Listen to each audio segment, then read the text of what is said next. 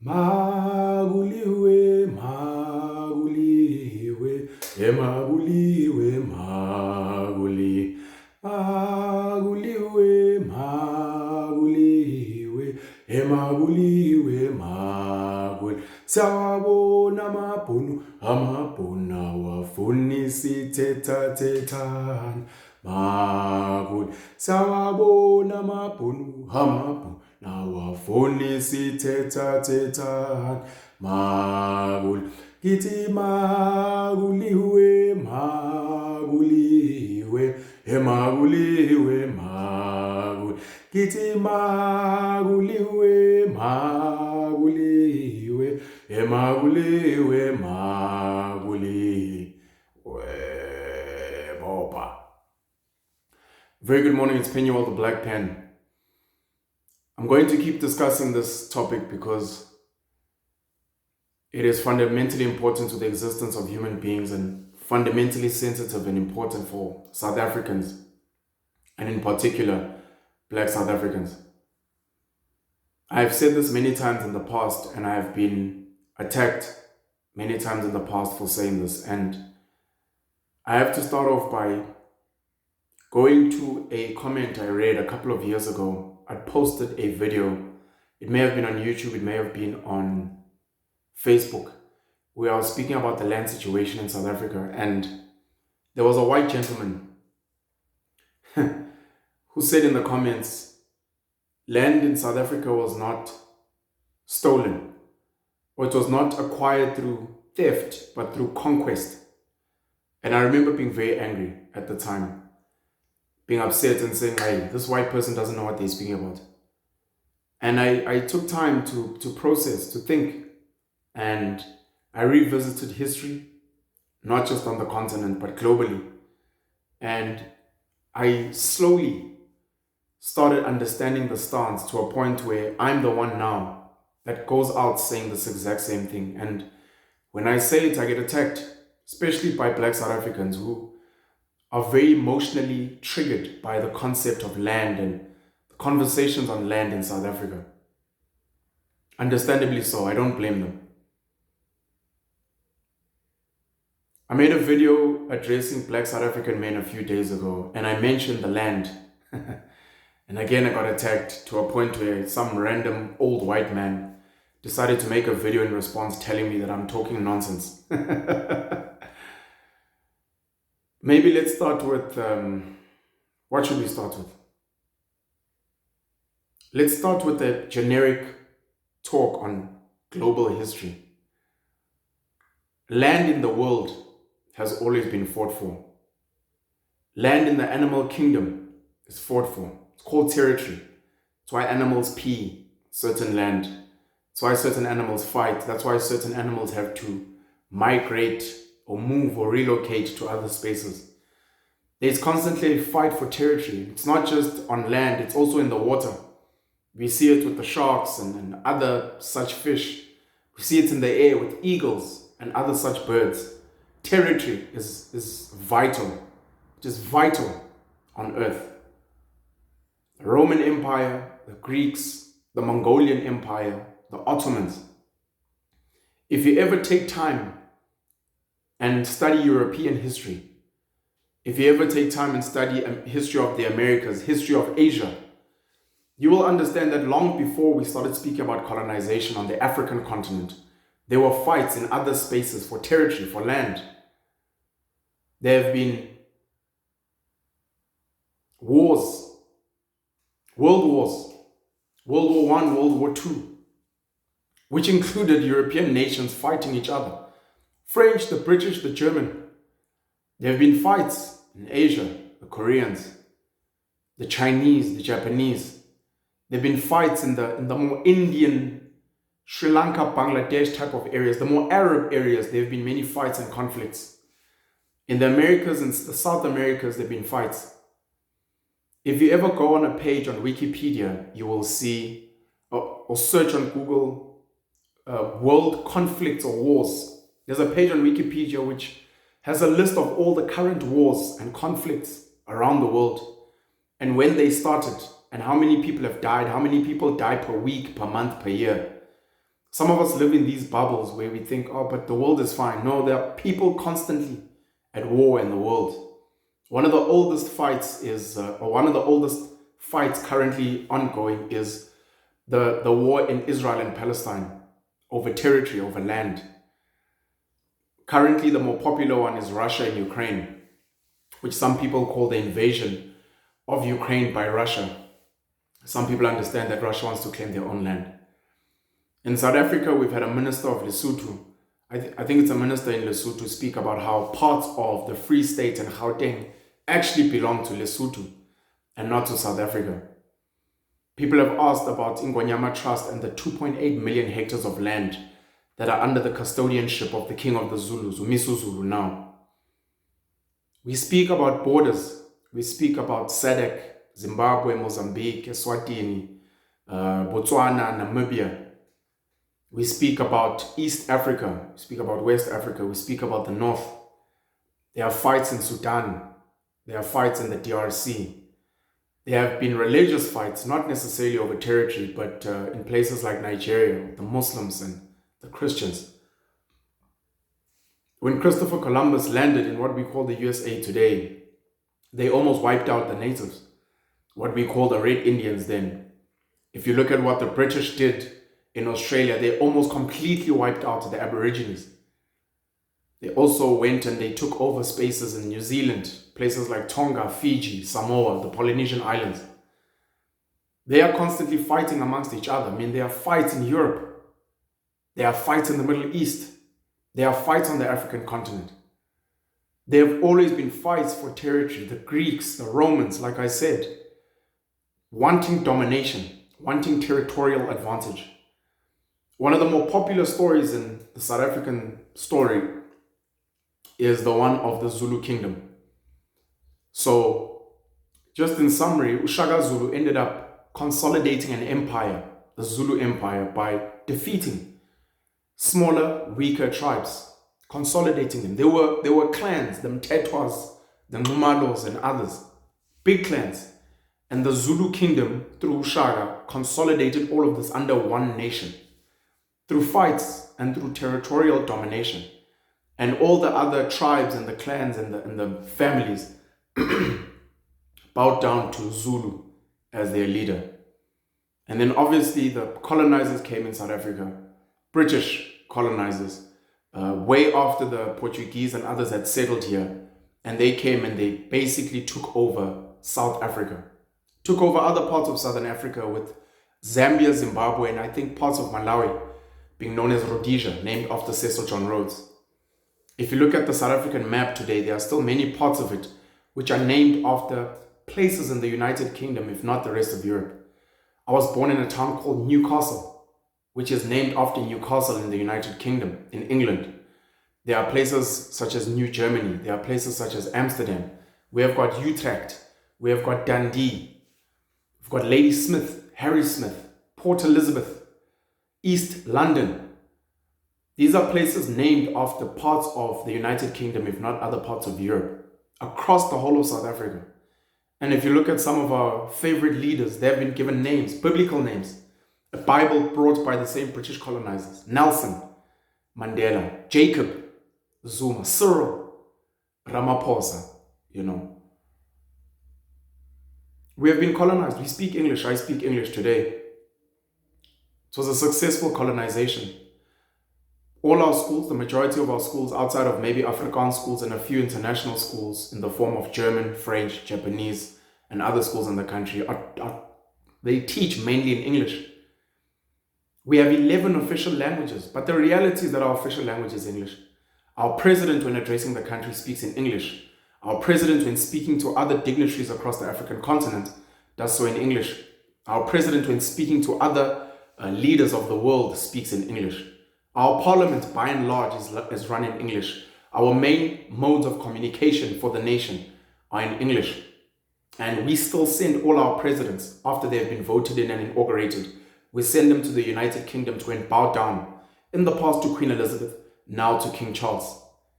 We were and arguably are still part of the Commonwealth, which is all the territory that the British Empire ruled over to this day. when one of the leaders of the ANC, Chief Albert Lutuli, wanted to fight for the liberation of black people, he and other delegates were sent to the United Kingdom to ask the Queen for assistance. Zwelithini and other kings of the Zulu kingdom, when they wanted to protect their territory, had to go to the United Kingdom to ask for help and protection from the United Kingdom and the Queen. It's territory, it's territorial battles. We have fought, the Khoisan San have been shafted to the wayside, not just by white people in this country, but by black people. You have got descendants of the Khoisan San today currently inhabiting the union buildings. I believe they've been doing so since 2017, wanting to be recognized in this country. Their language, the apparent original language of South Africa, is not even recognized as an official language. They do not have their own territory known as theirs in their own country. But many black people get angry and they get frustrated by the idea that land was not stolen. They were conquered, they lost. Now, the British colonizers came and they achieved that, and black people didn't revolt as much. Then the Afrikaner Apartheid government came into power, and that's where black people got really, really pissed. They came and they enacted a law which forced the removal of black people. Now, many people cite this, including the old white man that decided to tell me I'm speaking nonsense and say, but that is theft. They were forcefully removed. Being forcefully removed is not theft. It is not theft in the standard definition of theft. When something is stolen, the assumption is that you are not there, you are not present, you are not able to claim your thing or your territory and fight back. The black people of South Africa, when the apartheid government decided to force them off the land, could have fought. And even if they fought, they probably would have lost. That is what we call conquest. You can use all the English languages or all the English words in the dictionary, all of them. You can call it forceful removals. No, it was the expropriation. The bottom line is your people awake during the day were pushed off their land. They were pushed. That is being conquered by a minority of people, a minority of white people, where you have 80% of a country with black people. They were pushed off the land. What happens now after you have been conquered, which I think is a more important conversation? After you have been conquered, you either submit, you have lost, and you assimilate. That means you become like your conquerors. You speak English, you wear a nice suit and a tie. You become a lady and you wear high heels and you wear rouge, lipstick, and you wear makeup and you have nice long hair and you have teas and dinners and you eat with a fork and knife and you are well groomed. That is what happens. I speak good English because we were well colonized and I have assimilated well to a European British way of being and living. Like most other people. The black people who call us coconuts, who call us names, it's because they struggled to assimilate. But the bottom line is they studied in English. The bottom line is that they work in companies where they speak English. The bottom line is that they dress in European clothing. They just may not do it as well as us. And they ridicule us for being more aligned to our colonizers that we submitted to and that we have assimilated to. Because the reality is, if they claim to not assimilate, they have the option to dress like our ancestors. I am from the Zulu kingdom. They can wear ibeshu. They can wear umqhele. They can dress in skins. No one is stopping them. They can wear beads. And they can say, no, you have sold out and assimilated. I have not, because I wear beads, I wear skins, I wear wool. They do not need to speak English. Bangakhuluma ngesikamageba, bakhuluma isiZulu. Noma bathethe isiXhosa. Babuwe. It is up to them, but they also speak in English when they bash us. They also wear the shirts and the formal shoes and the dresses. They send their kids to these English schools. But we get judged because we've assimilated better. So that's the one option, to submit and to assimilate, which most of us have done. You listen to President Cyril Ramaphosa and his command of the English language. You look at the rest of the ANC leadership, black people in this country, who in parliament are dressed in European clothing, speak English, point of order, your worship. no honorable member, no, may we please look in hindsight, as if we are British folk. The other one is to accept defeat, go and consolidate, sit down, re-strategize how you will fight back and conquer your conquerors so that you may reclaim what you believe is your territory. And ensure that after you have claimed it, you then become the conquerors and you enact and dominate your main being. If that is being Zulu, which is the most spoken language in South Africa, we will become a Zulu nation. And everyone, white, black, Indian, colored, doesn't matter, they will speak isiZulu. If you go to China, you speak Mandarin. If you go to other parts of Africa, you will find white people speaking Swahili. You will find white people speaking the native language. You've got Chris Papa Zemngeni in KZN who speaks isiZulu. You had Johnny Clegg Uchuluga who spoke isiZulu. We would have white people in South Africa. When you meet them, I've met Zimbabweans, white Zimbabweans who speak Shona and Ndebele. You assimilate to the dominant tribe and culture there. But black people, after they lost, they fought for their land and the economy, and we got what we were told was victory and liberation with the ANC and other apartheid, anti-apartheid groups. And we were told to celebrate that we can now vote today. Hey, we can vote. Your vote is your power. One man, one vote. We voted, we had a constitution, we have section 25, which is meant to address the land issue. And the land has not successfully been redistributed. People have not been restituted. There's been no proper expropriation of land, whether with or without compensation. There have been maybe 2 million, I'm not sure if it's 2 to 11 million hectares that have been moved successfully from white hands to black hands. But it is nowhere near enough. Nowhere near enough. But your leadership after 30 years is still singing these songs. You've got an EFF, which I think might have turned or is turning 10 years old, who are still speaking expropriation without compensation. We want the land. But they are making noise. Land has always been achieved through conquest. What has Julius Malema and the EFF, who have they conquered? Fundamentally, you have to ask, Nelson Mandela, Oliver Tambo, Walter Sisulu's ANC, who did they conquer? No one. That's why they've never been able to get the land back. I posted on my Instagram stories, on my Facebook stories, I'm going to repost it as much as needed. These pictures of all these local white people and foreign white people who own tens of thousands of hectares of land in South Africa and Southern Africa, who run private game farms and conservation spaces and other commercial farms. Wealthy. The Oppenheimers, the Ruperts, and other nations, other people from other nations own so much land in this country that is not owned by the people of South Africa because they were conquered and they have not had leaders who have said, we will go and get our land back, we will build an army, we will have superior weapons, and we will fight back and conquer so that we can take over this land. And once we take over, it will not be English land. We are not Britain.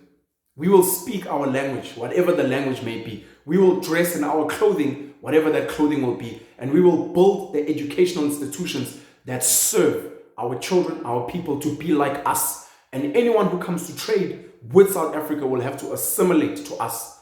They will have to get down on their knees. They will have to make sure that they drink from a calabash of home-brewed beer. They will have to make sure that they eat uputu, whatever the case may be, on our land. The same way we have to bow down in Japan or China when we go there to do business. The same way we have to respect the Middle East and the Islamic prescriptions when you want to do business there. Here, anyone can come because it's a free for all.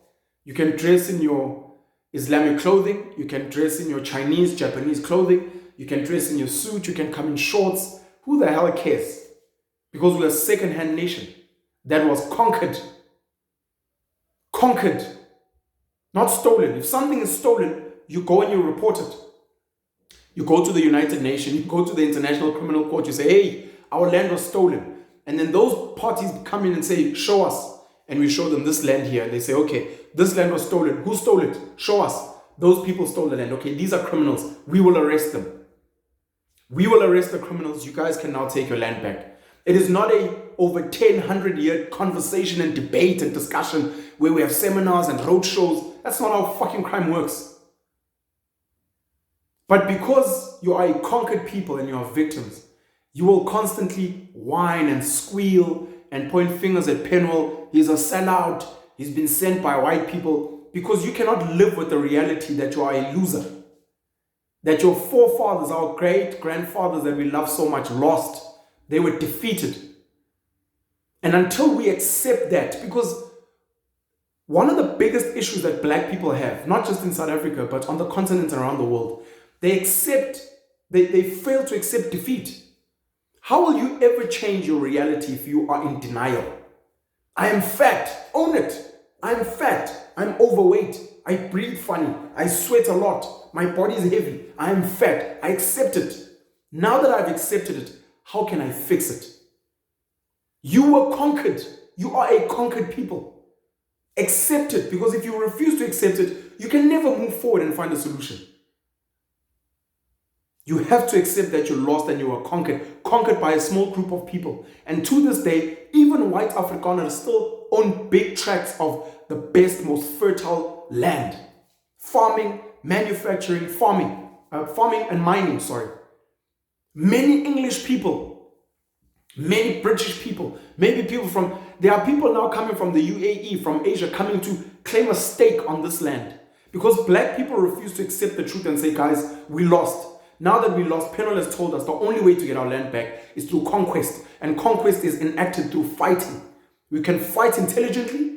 There are intelligent ways to fight and get the land back. Or we have to do it the hard, brutal way. Because the reality is, you look at what's happening with Russia and Putin. They are doing it the old school way.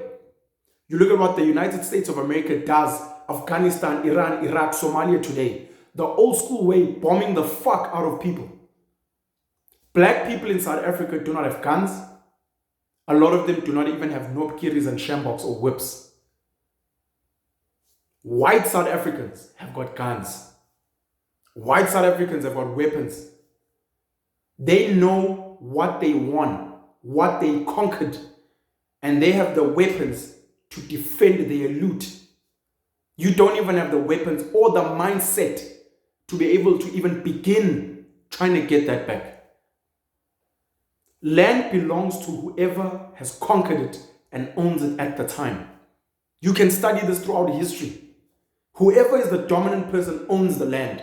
2,000 years ago, my grandfather was a Viking and he owned. So this is actually, hey, fuck you and your 2,000-year-old grandfather. I have conquered this land today. It is mine.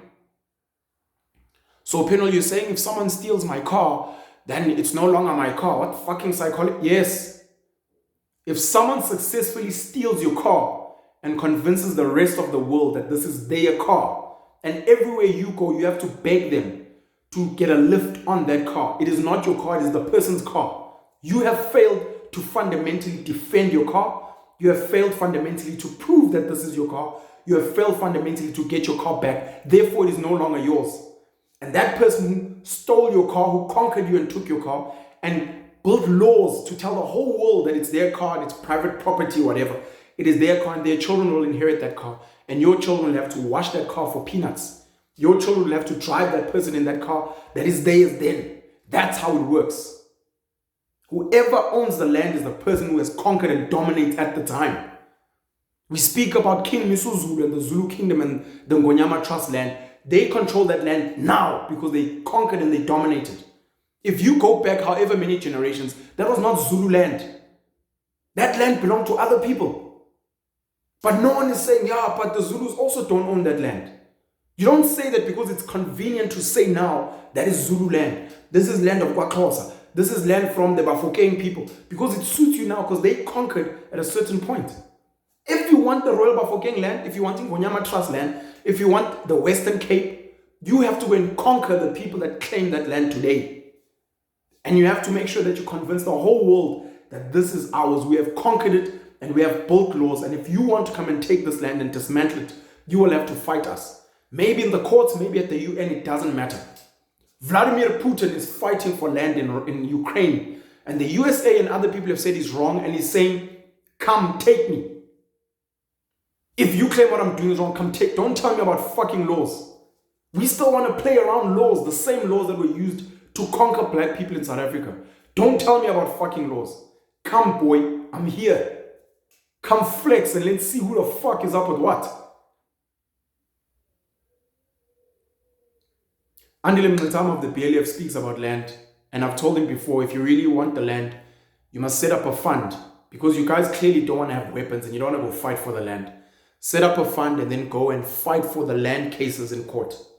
Set up a fund and buy some of the land. Yes, it's sad, you have to buy back stolen property.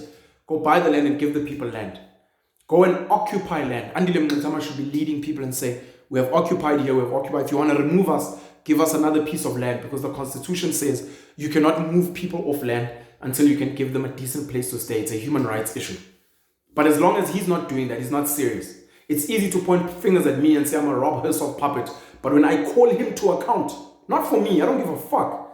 When I call him to account for the people he claims to stand for the people that follow him, he refuses and he stands, makes noise. When I say the same about the EFF, I'm dragged by EFF cult followers. Black people in this country are in denial and they refuse to accept the truth. Your leaders failed you. You have not gotten the land back. You are failed even by your kings who refuse to give you your land, and you have an inability to conquer your kings for your land. You would rather bow down to them while they make millions every year off your land, leasing it out to white mine owners, leasing it out to white farmers, leasing it out to white manufacturers and other Asian people, etc. And they keep that money to themselves while you are poor and you have to move to the cities and beg white people for jobs. But you have a king and you have land, but you're poor.